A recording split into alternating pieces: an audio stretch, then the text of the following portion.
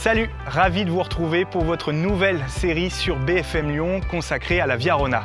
Chaque mois, nous allons vous faire découvrir une partie de ce grand itinéraire cyclable qui longe le Rhône et qui parcourt la région Auvergne-Rhône-Alpes du nord au sud. Pour ce premier épisode, direction le Nord-Isère pour une étape de 50 km entre Groslay et la Balme-les-Grottes. Mais attention, on n'est pas au Tour de France, l'idée c'est pas de faire une course, au contraire, on va prendre notre temps pour aller à la rencontre de ceux qui vivent autour de cette Via Rona, que ce soit dans le domaine culturel, économique ou même touristique.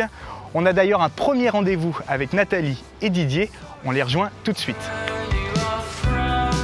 Et du coup tu me suis pas là avec la caméra. Comment ça t'as pas de vélo ?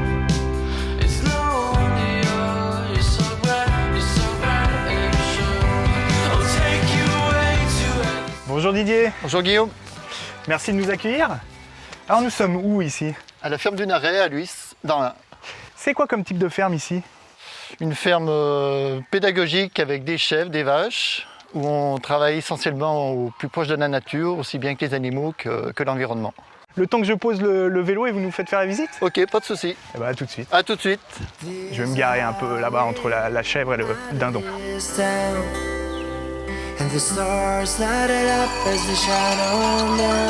Bon alors Didier, on est au milieu de vos chèvres là, il y en a combien ? Il y en a une cinquantaine. Bon, on travaille au plus proche de la nature avec des animaux qu'on fait pâturer le maximum qu'on peut. C'est quoi l'histoire de la ferme du Naret alors ? L'histoire de la ferme du Naret, c'est une création de A à Z parce qu'il ne reste strictement rien sur le terrain avant qu'on arrive. En quelle année vous êtes arrivé ? En 2005.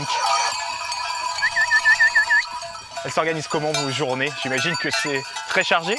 C'est très tôt le matin et jusqu'à un peu tard le soir, quoi. Il faut avoir du courage pour entreprendre une ferme traditionnelle en partant de rien. Du courage ou de la conscience. Il faut aimer les animaux, aimer la nature, puis aimer travailler. Bonjour Nathalie. Bonjour. Qu'est-ce que vous êtes en train de faire ? Alors je suis en train de faire du fromage. Alors Du quel fromage. type de fromage vous faites à la ferme Alors du on a Naret ? du fromage lactique et puis de la tome. C'est fromage lactique, il va y avoir du chèvre et du vache. Ça fait plus d'une dizaine d'années là maintenant que vous faites ça, mais votre parcours il est assez atypique. Vous n'étiez pas du tout Ah oui, ni moi, dans le fromage ni dans la ferme. Pas du tout, non, j'étais secrétaire commerciale. Donc ça n'a absolument rien à voir, mais j'ai toujours aimé la nature et moi je pensais que c'était un peu Manon des Sources, on emmène les chèvres en champ, mais en fait c'est beaucoup de contraintes. Il faut connaître un petit peu l'envers du métier, après il faut que ce soit une passion. Le client c'est un peu la récompense, ceux qui viennent vous voir là directement, qui vous font des compliments. Oui, d'avoir fidélisé aussi. On a des clients avec qui du coup ce sont devenus des amis, quoi. Je veux dire, il y a un lien qui se crée, quoi. On aura le droit de goûter quand même ? Oui, bien sûr. Merci en tout cas de nous avoir reçus ici à la ferme du Naret. Et je vous fais un signe parce que vous avez les blancs. Merci à vous. Au revoir, à bientôt.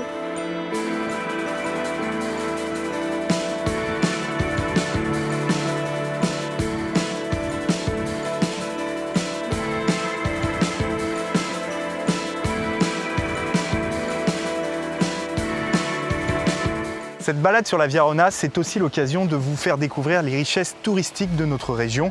Et ici, la visite à ne pas manquer, c'est celle des grottes de la Balme. Et ça tombe bien, Julie nous attend, elle nous a prévu une visite sur mesure. On la rejoint tout de suite.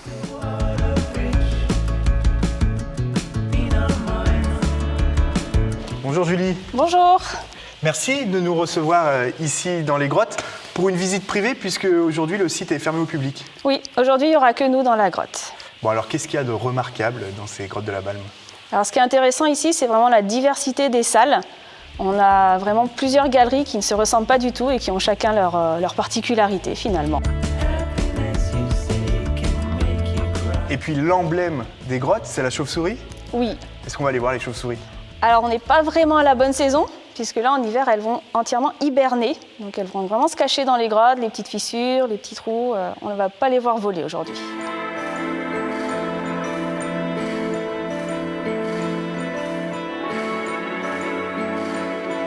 Julie, là on est dans le labyrinthe, c'est ça ?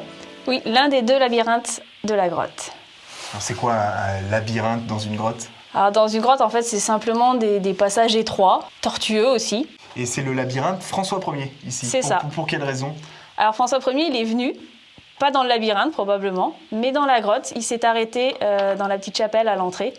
dans le Porche. Et en fait, il est venu prier parce qu'il avait gagné à Marignan juste avant. Il est venu en 1516. Merci Julie, merci d'avoir participé à ce premier épisode.